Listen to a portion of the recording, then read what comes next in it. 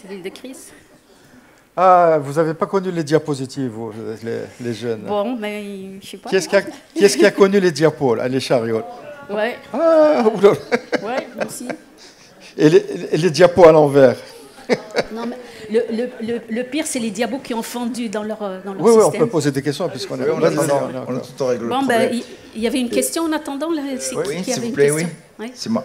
Oui. Je me pose la question, on parle de l'épigénétique à partir de 2000, mais lorsqu'on parle de la prévention et lorsqu'on demande, par exemple, à un diabétique de ne plus manger tel, est-ce qu'on est en train de changer un petit peu son environnement? Un asthme sévère, lorsqu'on on agit sur son habitat, son lieu de travail, son milieu, et on améliore son asthme. Est-ce que ce n'est pas de l'épigénétique aussi? Est-ce que l'obèse, lorsqu'on finalement on change un petit peu son régime alimentaire, etc., est-ce que ce n'est pas de l'épigénétique? Et ça, on le faisait depuis des siècles. Donc, je me pose la question, c'est l'épigénétique, on en parle maintenant beaucoup, mais on l'a pratiqué depuis tout le temps, je crois, les médecins c'est très bien, ça veut dire que les médecins faisaient bien leur travail, mais ça ne veut pas dire qu'on connaissait les mécanismes. Exact. Donc là, on connaît les mécanismes, mais encore on est plus outillés, parce qu'avant, on le faisait empirique.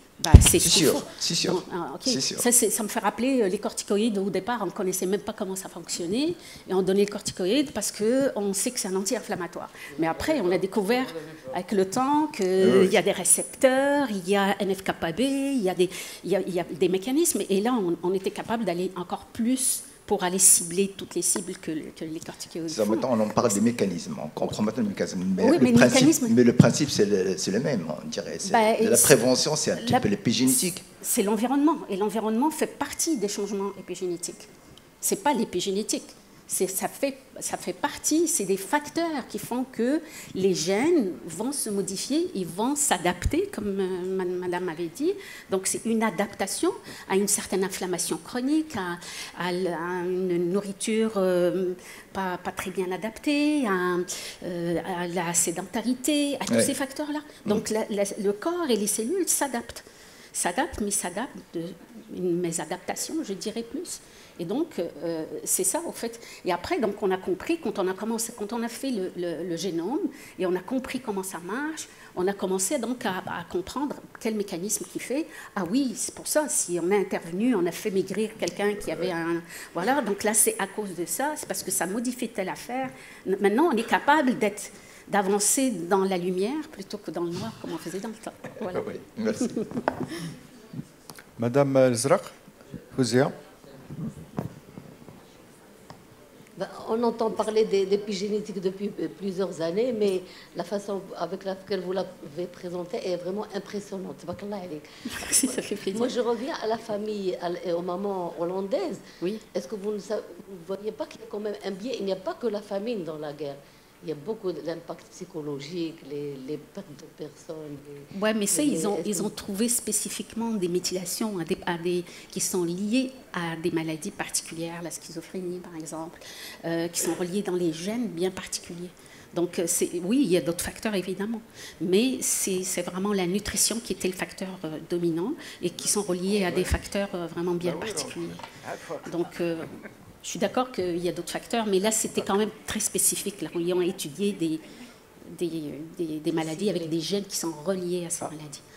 Okay, donc, est-ce qu'on va être capable de faire? Sinon, je vais vous raconter je ne sais pas quoi, là. Encore une petite question, mais je crois qu'on va avoir beaucoup de petites questions. Oui.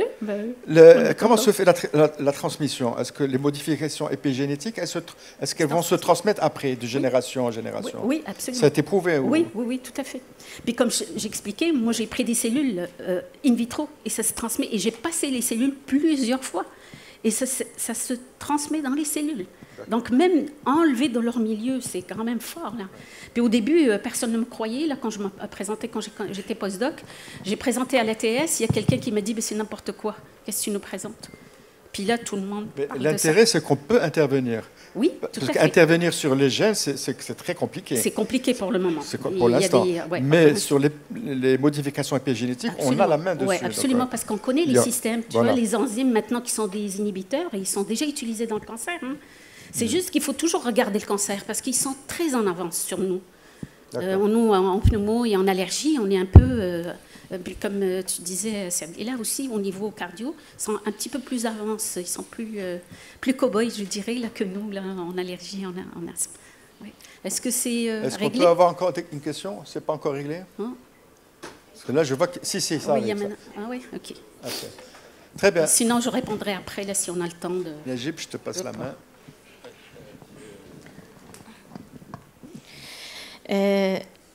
De l'épigénétique, on va passer aux différents phénotypes de l'allergie et on sait que maintenant on ne parle pas de simples phénotypes mais plusieurs phénotypes de toutes les allergies et je donne la parole une autre fois à Madame Jamila Chakir.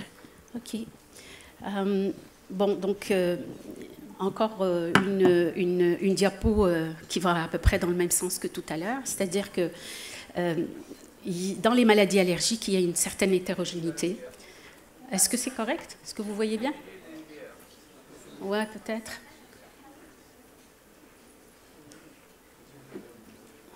Si c'est possible de diminuer peut-être les lumières pour qu'on voit un petit peu mieux. Donc là, je continue pour ne pas empiéter sur la présentation de mon collègue. Là, je veux pas tout prendre son temps. Donc c'est hétérogène et cette hétérogénéité-là, elle est reliée, comme on a dit, à plusieurs facteurs, évidemment, qu'on explique ici.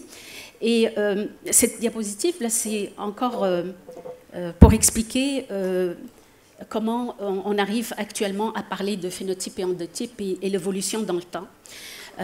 Donc, vous voyez, bon, ben, vous voyez plus rien.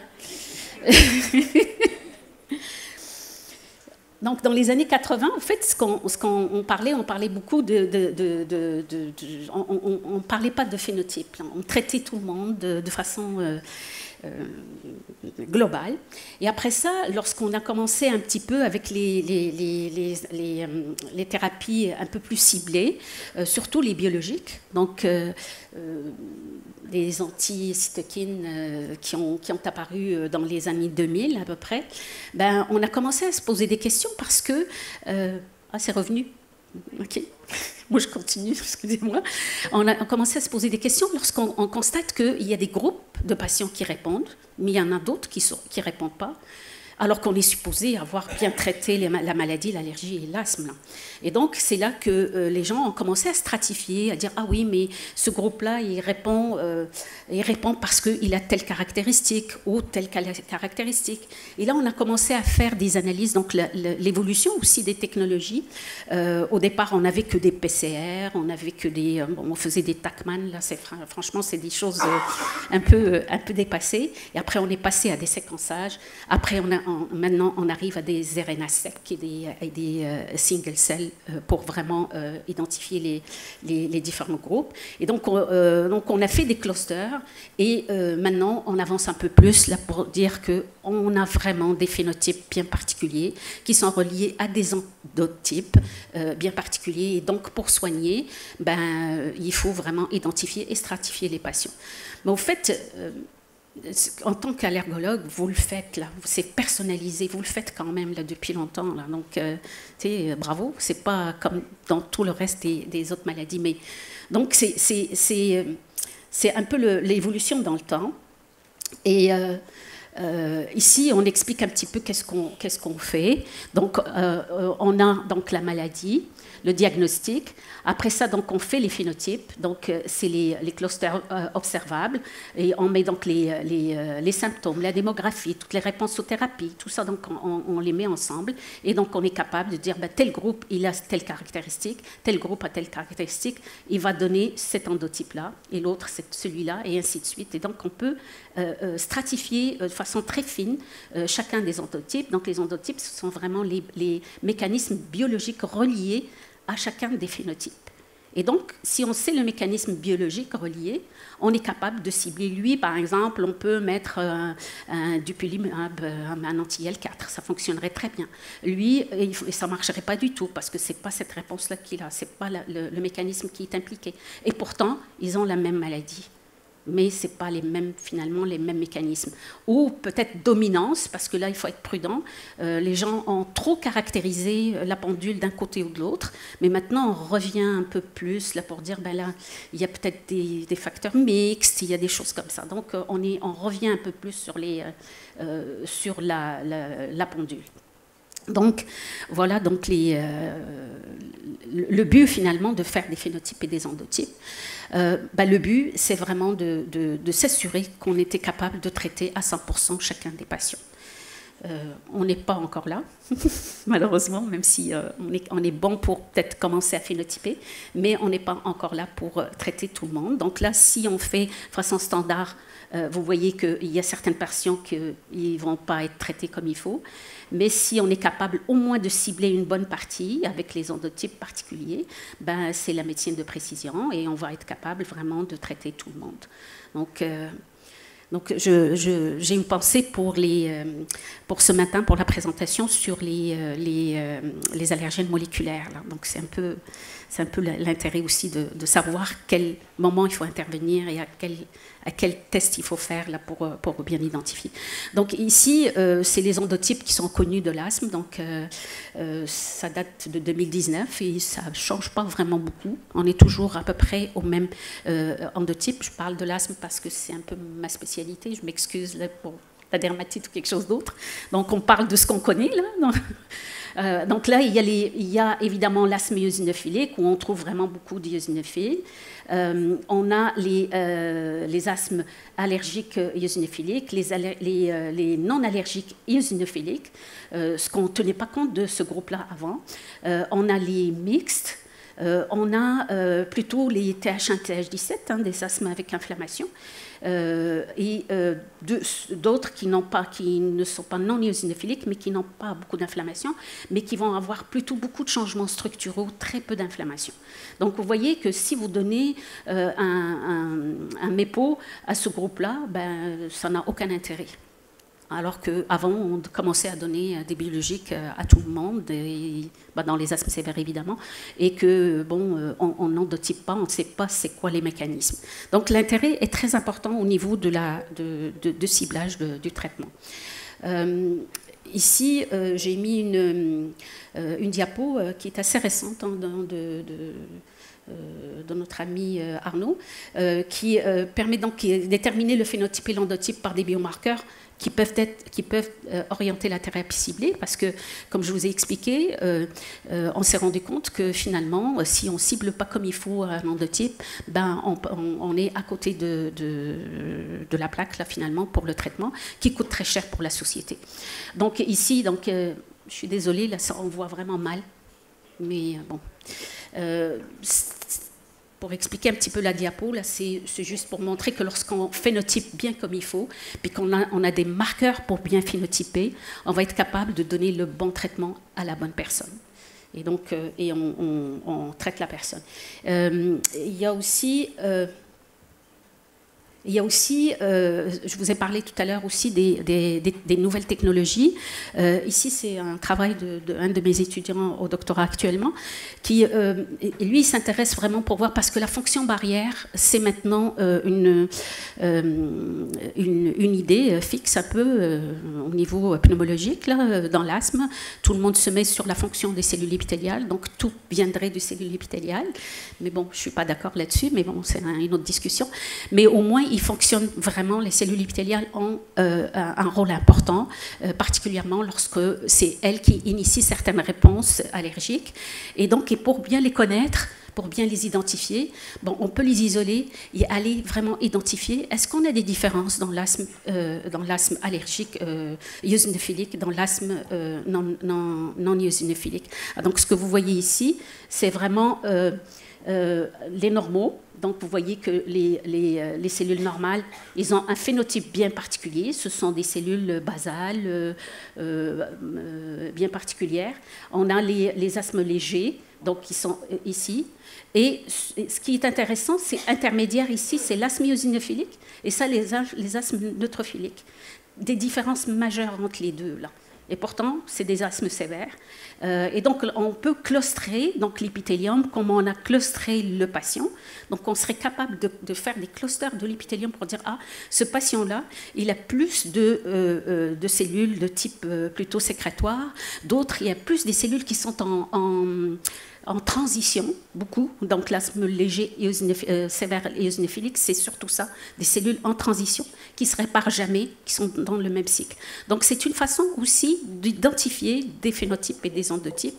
Et donc, on serait capable peut-être, à un moment donné, une fois qu'on a compris les mécanismes, de bien cibler cette fonction barrière.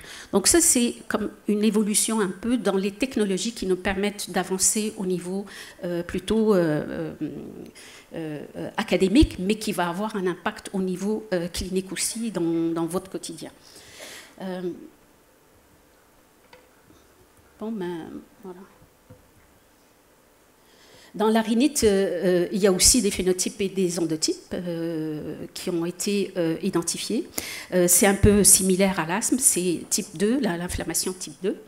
Et aussi non type 2. Donc on sait que ces endotypes-là, non type 2, c'est plus l'interféron, l'IL-17, TNF. Donc on est capable de dire, ben, ceux-là, ça ne sert à rien qu'on puisse utiliser, par exemple, des molécules qui vont cibler les types 2.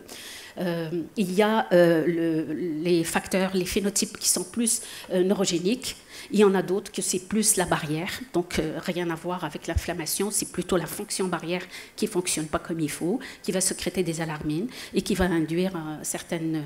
Donc c'est grossier quand même, mais on peut aller plus loin là, pour les endotypes. C'est ce que j'ai trouvé dans les littératures, donc je ne peux pas vraiment... aller plus loin là-dessus.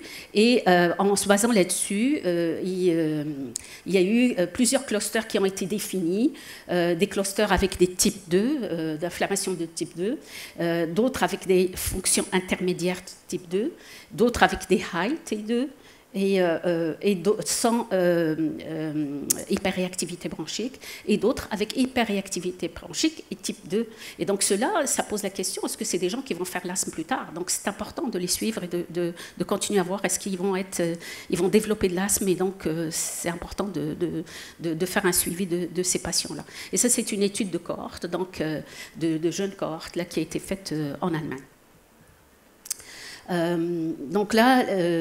Voilà, donc dans la suite de cette cohorte-là, ils ont donc identifié ces clusters-là, et ils ont trouvé que le phénotype de la rhinite allergique précoce sont associés à la sensibilisation aux aliments et aux allergènes à un âge précoce et aux symptômes d'asthme, mais pas d'hyperréactivité bronchique. Alors que les phénotypes de la rhinite allergique tardive, ils sont plutôt associés à la sensibilisation aux allergènes et à l'asthme avec hyperréactivité bronchique. Donc, deux groupes là qui sont bien différents.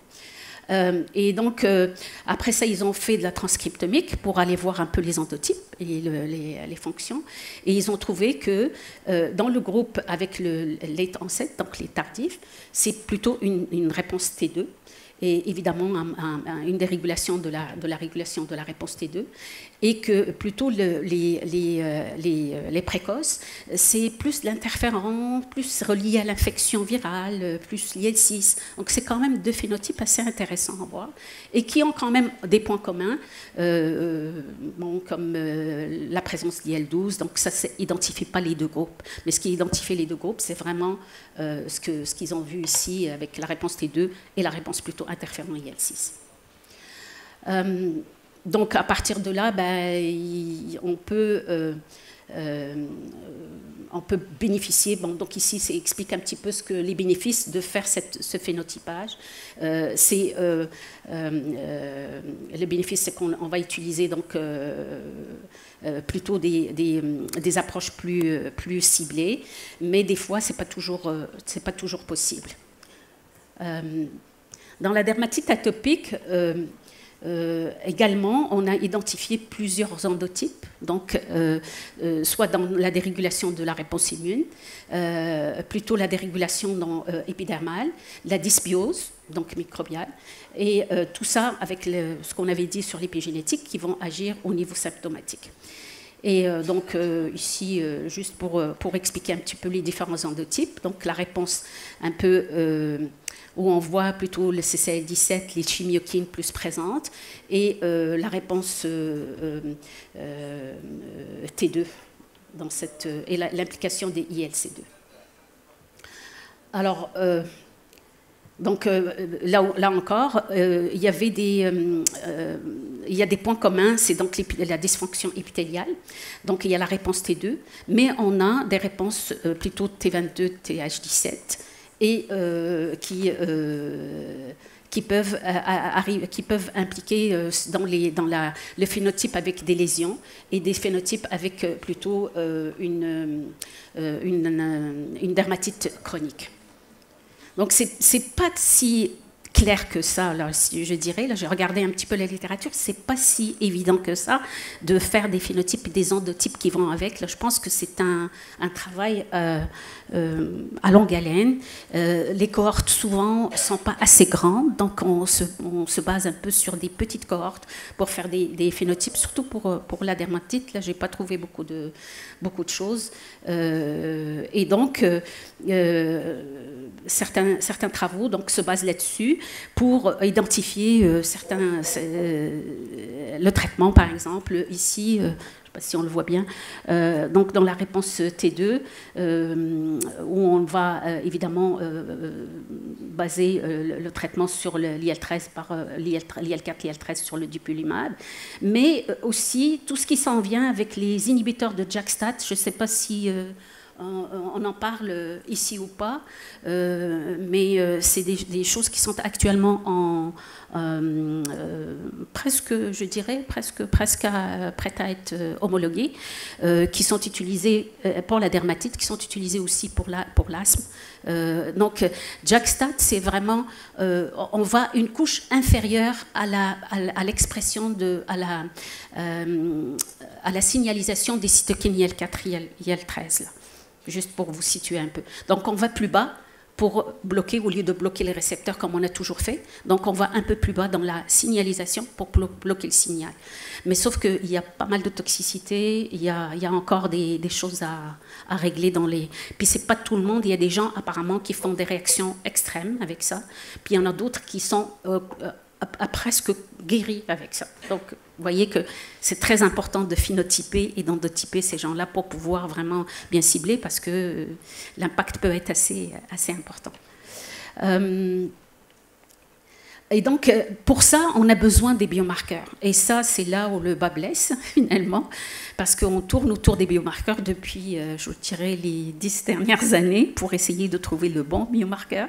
Et jusqu'à maintenant, on n'a pas un bon biomarqueur. Donc, on est toujours à chercher comment utiliser un biomarqueur. Alors, un biomarqueur, c'est-à-dire c'est quelque chose qu'on va être capable d'aller chercher dans le sang rapidement, que ça va être utile en clinique. Et puis, quand vous aurez le résultat, vous allez dire, OK, ben lui, là, je vais lui donner telle médication, lui, telle médication, et lui, telle médication.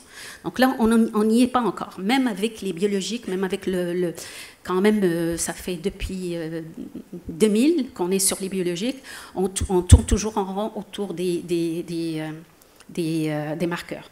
On est toujours encore à screener, à essayer de trouver des biomarqueurs qui peuvent nous donner une bonne réponse pour monitorer et aussi pour cibler. Pas juste pour cibler, mais pour monitorer aussi la réponse. Donc, on les apprend encore. Donc, ici, c'est juste pour vous expliquer c'est quoi un biomarqueur. Là, je ne pense pas qu'on a besoin de passer pour ça pour le moment. Et donc, l'intérêt, c'est justement ça, c'est de pouvoir suivre vraiment le patient. Donc, avant que la maladie se déclare, on peut dire, ben, lui, il a tel marqueur qui est élevé, donc on va pouvoir le suivre. Et pendant ces traitements, on va être capable de voir lorsque ça monte, ben là, il y a quelque chose qui se passe. Par exemple, lors d'une exacerbation, hop, là, il va falloir le traiter parce que ça commence à monter avant qu'il arrive à la pointe ici.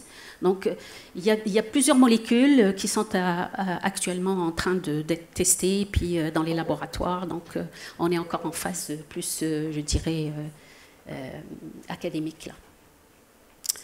Alors, bon, vous voyez ici, juste pour vous montrer un petit peu la complexité de la chose, c'est l'organigramme ou l'algorithme un peu pour traiter l'asthme non contrôlé, donc pour choisir lequel qu'on met sur MEPO, lequel qu'on met sur DUPI, lequel qu'on met sur Xolair et ainsi de suite, en se basant sur l'éosinophilie, en se basant sur le NO.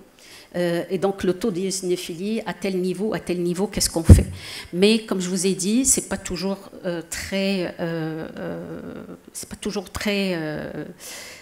payant quand même là, parce que des fois il n'y a pas le NO, ou ce sont quand même des choses qui sont compliquées à mettre dans les petits cabinets, dans les petites même dans les petits hôpitaux. Hein. La dernière fois, j'avais des collègues à Kingston en Ontario qui ne pouvaient même pas faire d'éosinophile. Donc vous voyez, là c'est pas à la portée de tout le monde. C'est plus des choses pour les clinical trials que pour la vie normale.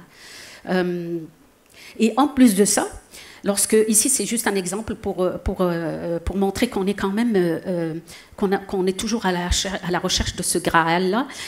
Ici c'est l'éosinophile, et puis qu'on montre que l'éosinophile il peut varier selon l'âge, selon le sexe, selon la race, selon qu'on a fumé ou pas, et la masse évidemment de la personne, et aussi selon le moment où on fait le prélèvement. Si on fait le prélèvement le matin ou l'après-midi ou le soir, on n'a pas le même taux d'éosinophile. Et donc si on prend ça et on se base dessus pour traiter à des milliers de dollars quand même par injection, je trouve qu'on est on n'est pas très fiers, je dirais. Alors, donc ici, il faut reconnaître le passé puis regarder dans le futur quand même. Là. Donc il ne faut pas qu'on reste toujours sur nos points, il faut aller de l'avant. Il faut donc être de son temps et d'inclure toutes les technologies nouvelles quand même pour pouvoir être capable de bien stratifier nos patients. Donc on parlait des allergènes moléculaires, on est dans cette phase-là, donc c'est important d'avancer et de regarder là, pour pouvoir identifier bien comme il faut nos patients. Et donc pour ça, on a besoin d'avoir les allergènes réactivité ici, on a besoin des tests cutanés, on a besoin de la génétique et de l'épigénétique, on a besoin de tout ce qui est RNA-seq, tout ce qui est WISE, là, les G-WISE, les E-WISE. Donc tout ça, on a besoin maintenant d'aller de l'avant et de les comprendre et de les intégrer tranquillement dans les pratiques. Dans les pratiques et dans les cabinets, dans les hôpitaux et tout ça, là, tranquillement, là, pour que ça soit quand même quelque chose qui va être utile là, pour bien avancer et puis bien soigner les patients. Je pense que j'ai encore du temps. J'ai fini. Merci.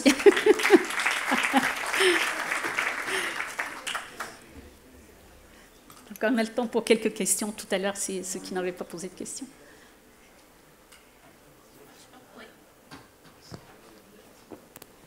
Merci Jamila pour cet exposé clair.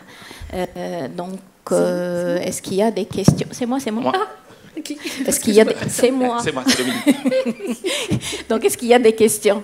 Oui, merci beaucoup Jamila, c'est vraiment très intéressant, très didactique. Je voulais juste préciser par rapport au dosage des eosinophiles. En fait, nous, on ne dose pas tellement dans le sputum. C'est peut-être ça que tu voulais dire, que c'est difficile à doser en Ontario. Là. C'est plus une éosinophilie sanguine ou alors par le NO exhalé. C'est vrai que le sputum, c'est un peu compliqué à faire en pratique clinique. On fait plus, on corrèle par rapport à la prise. Mais sauf que c'est la partie qui est la plus relevante, là. Le sputum, quand même. C'est quoi, pardon? C'est la partie la plus... Ah oui, ok. Mais parce que le sputum, c'est compliqué à faire, en fait. Oui, c'est la partie qui indique ce qui se passe vraiment dans le poumon. Donc, c'est ça qui est un peu... Oui, c'est ça. On fait le dosage indirect, en fait, exact. par biologie ou NO exhalé. Tout à fait. Alors, je voulais juste... Ah, il a enlevé là. Je voulais regarder, là. Tu as montré par rapport à la rhinite. Ouais. Je voulais savoir un peu, tu disais que le Layton 7, c'était un profil T2. Je n'ai pas bien saisi. Oui, exact. C'est ce qu'ils ont montré, oui. Le Layton 7, c'est vraiment T2. Les T-régulateurs, fonctionnement de T-régulateurs, la régulation, le dysfonctionnement de l'immunité adaptative. Oui, c'est ça qu'ils ont... Parce que dans l'asthme, ils sont plus... Ça, c'était dans l'asthme. Oui, c'est vrai, dans l'asthme, c'est pas pareil. Ils sont plutôt... C'est ça, pas pareil. Oui, Ils exactement. sont plutôt non atopiques. Ok, ça va. Merci. Ouais.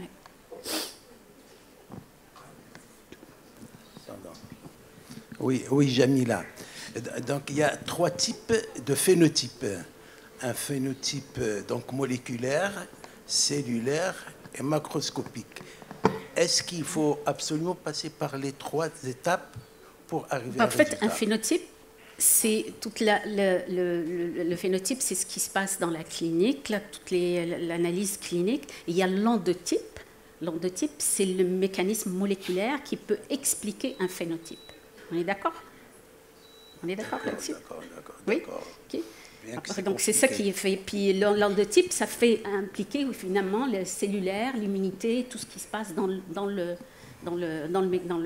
l'organisme en fait. C'est bon? Oui, Naïma.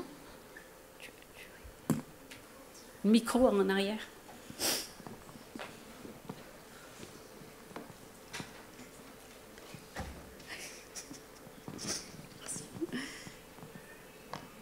Merci Jamila pour ces 2 beaux exposés. Je profite du micro pour reprendre un peu sur l'épigénétique par rapport aux études de cohorte des générations. Le meilleur exemple aussi de retentissement sur l'épigénétique, c'est l'effet du tabac sur les générations. L'étude la suédoise ou finlandaise qui a montré que c'est les grands-mères qui étaient fumeuses, même si la fille ne fume pas, le petit-fils, surtout quand c'est un garçon, va développer des maladies allergiques type asthme, rhinite allergique ou dermatite atopique. Et tout ça, ça ne s'explique pas par la génétique, mais par la méthylation, les histones et tous les paramètres-là. J'ai une question par rapport à endotype. Est-ce que vous pensez que l'allergie moléculaire serait le seul biomarqueur qui pourrait permettre, dans la rhinite allergique, dans l'asthme, même dans la dermatite atopique, dans l'allergie alimentaire, diagnostiquer, prédire la sévérité, la persistance et indiquer aussi l'immunothérapie allergénique? Non, je ne pense pas. Ça serait quand même génial, mais je ne pense pas. Je pense pas. Je pense que c'est peut-être Johanna peut se rajouter, mais je suis certaine que non. Ça ne sera pas possible que ça peut prédire tout ça. Oui, je pense effectivement qu'il y a une petite confusion sur les termes, allergologie moléculaire et mécanisme moléculaire. Moléculaire, c'est en général. Par exemple, il faudrait qu'on se bouge, qu'on arrive à faire autre chose avec les éosinophiles que juste des numérations dans le sang, qu'on regarde des marqueurs d'activation, qu'on regarde leurs structures plus fines, qu'on regarde s'ils sont activés, des granulés, etc. Il faudrait qu'on se bouge pour faire des cytokines, pour faire des chémokines. On a ces possibilités. Et à ce moment-là, on aurait un panel de marqueurs moléculaires, mais pas seulement les allergènes. Absolument. Puis on a des candidats en plus. Par exemple, pour la dermatite, il y a la CCL17 qui est superbe. Donc il y a quand même des éléments, mais c'est de mettre tout ça ensemble, puis d'arriver avec des consensus. Puis dire, puis surtout aussi quand on fait des études cliniques, tout ça découle quand même quand on fait des clinical trials. On sélectionne tellement qu'après on arrive avec quelque chose qui n'est pas applicable en clinique. Alors qu'il faudrait faire plus d'études de vie réelle, là, donc dans la pratique réelle. Et c'est à partir de ça qu'on va dire, ok, ça s'applique finalement à tout le monde, au lieu d'être dans un truc que les pharma veulent pas, qu'on rentre des personnes d'un certain âge, qu'on ne rentre pas ci, qu'on rentre tant qu'il y a une certaine sélection. Mais c'est les études de terrain qui vont apporter, je pense, les réponses et qu'on va utiliser tout ce qu'on a déjà en main, en fait, pour faire de... Absolument, oui, tout à fait. Je profite du micro. Oui, excusez-moi. Donc, le sang.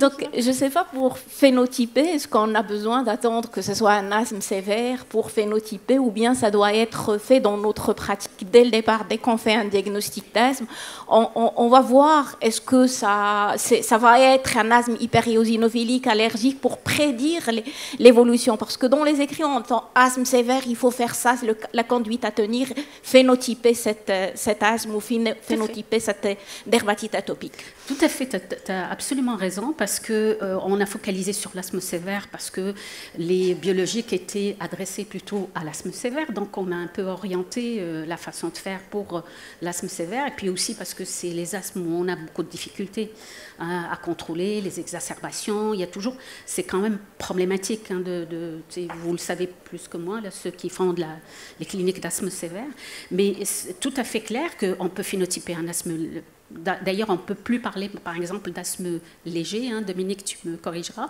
Maintenant, on change, on baille l'asthme, ça passe plus. Donc, il faut phénotyper les asthmes en général et pas forcément juste l'asthme sévère. Au contraire, je suis absolument d'accord avec toi pour l'approche. Merci Jamila, c'était très intéressant.